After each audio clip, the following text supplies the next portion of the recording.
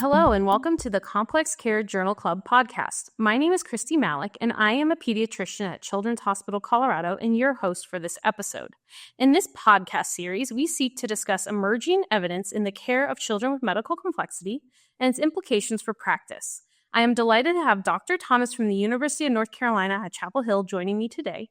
She is the lead author of the article Association Between Neighborhood Context and Psychotropic Polypharmacy Use Amongst High-Need Children, published online in Psychiatric Services in September 2024. Dr. Thomas, thank you so much for being here. Thank you for having me. So I was hoping you could start with a brief overview of the paper, referencing your aims and your methods, and also the summary of your key findings. Sure. So we were concerned about kids coming to our hospital system in crisis, either with too much polypharmacy or nothing, and really needing quick help. And our physicians were aware that kids who come to us in crisis often come from neighborhoods with few resources. So that kind of jump-started our plan to look at neighborhood context and experience of psychotropic polypharmacy. So we used data from our electronic health records on high-need kids. That was kids with complex medical conditions, with intellectual and developmental disabilities, and or psychiatric conditions. And we looked at how neighborhood context, measured with an index called the Child Opportunity Index, was associated with polypharmacy, with nice data to control for clinical need. And we found that kids the findings were more complex than we had thought they might be, but kids in moderate opportunity areas are more likely to experience psychotropic polypharmacy, while kids in low resource areas and high resource areas are less likely to.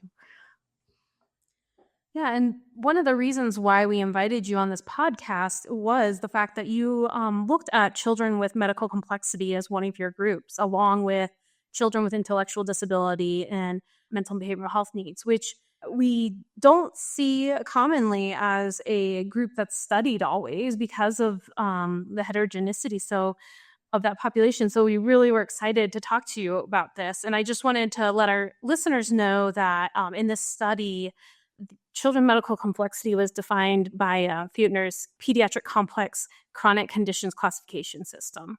So going from there and like this initial concern about kids coming in crisis, tell me how you, as a team, identified this gap and developed your team to solve the aims that you had. Well, what happened is that our state of North Carolina held a summit on kids with IDD, intellectual and developmental disabilities, to try and come together and understand as a group how kids were being treated and what we could do to improve. And I was there and bumped into two physicians who are co-authors, Rob Christian and Neil DeYoung. Rob is a child and adult psychiatrist, and Neil directs our services for kids with medical complexity.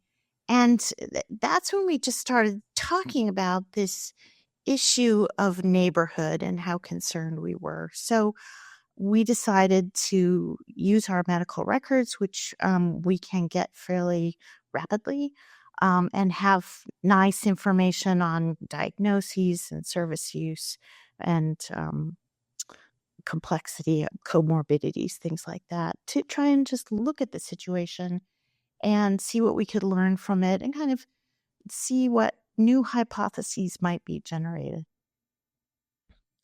Yeah, and I also love to hear about your background. I know you're in the School of Pharmacy, but you have different training than I do. So tell me a little bit how your background helped shape this project. Yeah, so I'm trained as a behavioral economist out of the School of Public Health. It's interesting. I tend to think about work or concerns in terms of the populations affected rather than people with particular conditions. And so we approach this paper thinking about kids who we call them high need kids, kids at risk for behavior problems that are commonly treated with psychotropic medication. We've known, you can see in the literature that rates of psychotropic medication use just rose for about 25 years, and they're now beginning to taper off.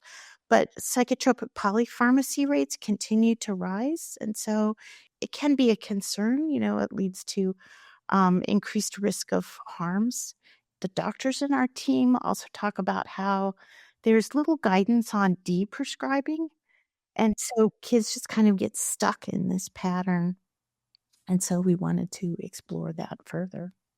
We also worked with a group of parents advising us through this process, and they talked a lot about their reluctance to rely on medication and how they're inclined to try a lot of other things first if they can, and then only move to medications if nothing else works.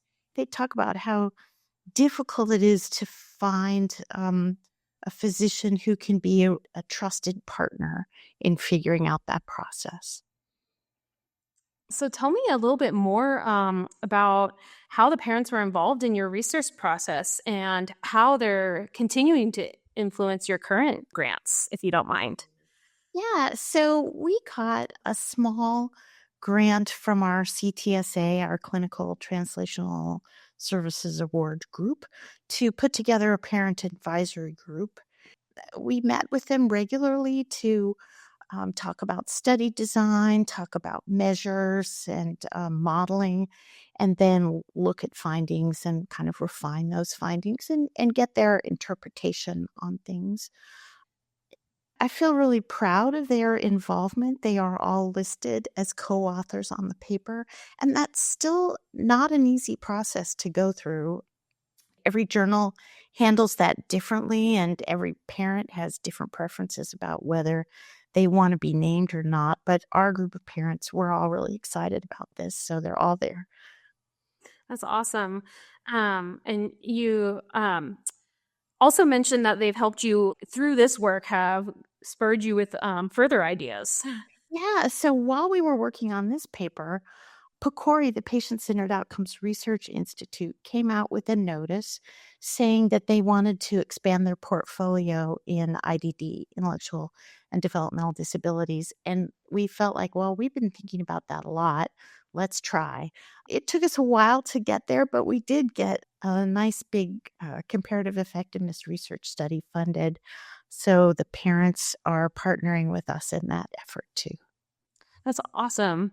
It's so amazing to hear researchers in so many different disciplines seeing the value of persons with lived experience. And, that's something we've tried to highlight on this podcast. So it was so wonderful to see it in your paper that we typically see parents involved in qualitative studies or maybe some randomized control trials. But, having parents involved in even your data set analysis was a great realization of how beneficial they can be to any research process. Yeah, thank you. So I'm going to go back to a little bit about the study. What opportunities and challenges did you identify while developing and conducting your study? And we talked about this a little bit, your perspective from public health, just like how you were able to focus on children with medical complexity and their outcomes. Well, we never really thought of excluding children with medical complexity at any point. We started from the beginning talking about psychiatric conditions and IDD and kids with medical complexity from the beginning. And I just think of them as high need kids, as I said. Challenges along the way, we used our electronic medical records, and I think it was challenging to extract exactly the right sample that we wanted. We had to, it sounds like it should be straightforward. You say, I want these diagnoses, but it's a little more complex. Our inclusion criteria included that the kids had to come at least once a year so we could actually see their patterns of service use. We wanted to study polypharmacy and psychotropic polypharmacy, and that's a laborious process, I would say. We created a daily drug diary. So if you got an order, how many days did it last for you? And polypharmacies, did you have two different classes of that? And then we worked with our clinicians to exclude certain pairs of medications that commonly go together and wouldn't be considered polypharmacy, or things like anti-epileptics and some sleep medications fall into that. There are a lot of steps involved. From the results that you developed, what do you think are the implications for clinical practice? What do you recommend for members of the interprofessional care team?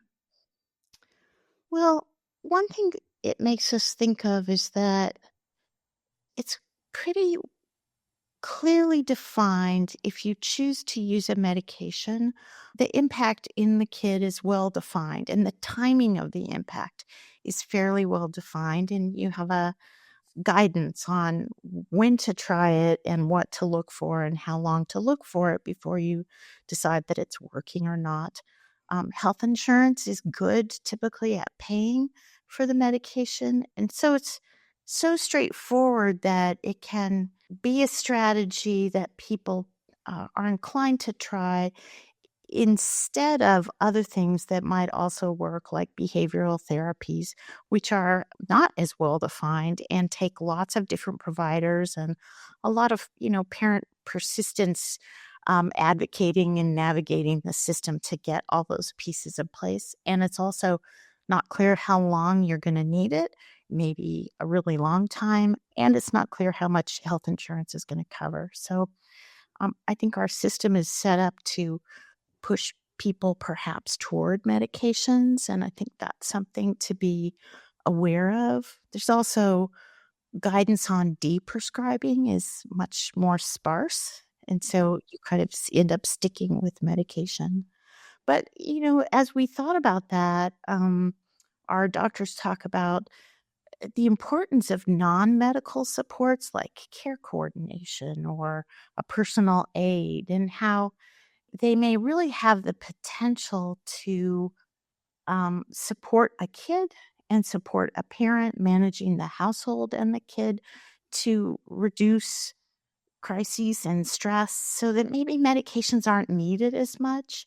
And we really wish we could do a study comparing non-medical supports with psychotropic meds. That's tough to design though, because one's well-defined and one's not. Yeah, for sure. Another thing that I really liked about this article is the estimate of a breakdown of children with medical complexities childhood opportunity index. Now, granted, yours is for kids within the UNC healthcare system, but it aligns with what we know about children with medical complexity, that often their socioeconomics are less favorable than other populations. And that was also seen in your child opportunity index, that while you didn't do a comparison between the different groups because they weren't mutually exclusive, the children with medical complexity group had a higher proportion of children with low COI. I think just honestly, a lot of things within your table one, talking about prescription polypharmacy and psychotherapy prevalence of children with medical complexity was quite novel in the literature. So there is a lot of great clinical takeaways that I found really helpful for my clinical care, is just understanding these this group of children and how frequently they're on different medications. Yeah, thank you. I've learned a lot about the difficulty of getting medications through this project too. I kind of always thought of it in terms of, well, health insurance does a pretty good job covering medication, and that's the end of the story. But actually, especially in the kids with complex medical conditions, they need compounded medications, and they can be really hard to find. And so our physicians talk about how they have this serious conversations with parents. If you think you want to try this, that is a medication approach, you need to be aware of how much work it's going to be for you to buy the stuff, pay out of pocket, get health insurance reimbursement, find the compounding that you need. So parents talk about how they may be able to go to one pharmacy to get a compounded med 1 month, but then the next month it's no longer available there and they have to start all over again and find somewhere else. It's just a huge job. Yes, for sure. And I think that definitely your study kind of highlights that complexities of mental and behavioral health care for children with IDD and children with medical complexity, for sure. It's not, like you said initially, as clear cut as you thought it would be, is the results. So, one of the things you looked at was also the use of specialty mental health services. And these, once again, were not compared across groups, but the odds of children with medical complexity and children with IDD using a specialty mental health was much higher than what we saw with the mental health group. So, I mean, it definitely tells you that in itself is like, while kids might be able to access services, it might be a little bit harder or longer wait list, or like you said initially, even just how long will insurance cover these services too. Yes, exactly. So I would love to hear if you have any advice or lessons learned to share with other researchers in this field based on your study. I was surprised when you told me that you feel like people are often reluctant to study kids with complex medical conditions or tend to exclude them from their data as they pursue different studies. And we just never thought of it that way. A number of our parents or advisors are parents of kids with medical complexity. So it's always been integral to the way we're thinking. And I think that's an important message that has worked really well. I guess another thing that I'm really excited about that we have some emerging evidence coming out of our PCORI study where we invited kids. This is all kids with IDD to some extent. We invited kids to do a short survey using the patient-reported outcome measurement information system measures on quality of life, very short and present-oriented. And about a third of the kids were interested and able to do that and have reported those measures. And we've started to do some analysis of validity, and it's looking really good. And that's new evidence, very exciting. Yeah, that is great because I know that's a huge interest right now in the field of complex care is looking at quality of life. We know it's a huge impact to healthcare outcomes. So I am very excited for your upcoming publications from that study. Thanks. Well, and not just quality of life. We've got parent proxy reports of quality of life, but to actually hear from the teenagers and young adults themselves has not been an easy pathway, and we're excited that it's working. So tell me a little bit what you think the next steps from this work is. Yeah. Well, as I say, I would love to do a study that compares non-medical supports to medical treatments, and I'm not sure how to do that yet. Something that we have been feeling that these findings raised is, what is it about the neighborhood, maybe the geographic area, maybe pollutants or stress, we need to learn more about why we seem to be seeing that some places either are increasing kids' needs for these medications or they're decreasing the effectiveness of these medications. And so kids end up with more psychotropic polypharmacy. And that's a lot to unravel. It may be pollutants, it may be drug-drug interactions with pollutants or something, or it may be genetics. So I think that this does kind of raise a lot of interesting questions about precision medicine that are a new direction for us. Oh, for sure. Did you happen to like break out geographically, like GIS kind of with some of the COIs or no? No, we haven't done that, but we could. So we want to look at characteristics of the physical environment a little more.